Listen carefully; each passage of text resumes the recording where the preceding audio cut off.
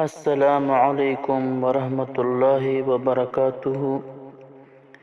عزتمندو، مونږ تاسو لپاره د قرض د واپس کېدو مجربه وظیفه راوړې ده.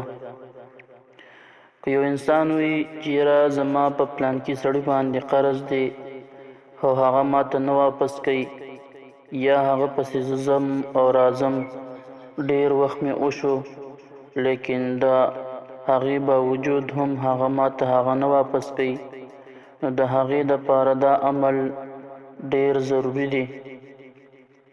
هره ورځ به یا حبیبو یا حبیبو یا حبیبو 8000 ځله یعنی 8000 بار به دا لولي. دا عمل به د 40 ورځو پورې جاري ساتي او په آخره ورځ باندې به دا په یو کاغذ باندې ولیکي 11 پیره او د یو اونې په خاخ کې به یې اویزان کی. انشاءالله د دې عمل په برکت سره به الله جل شانه د دغه کس دا قرض په ښې طریقې سره واپس کی.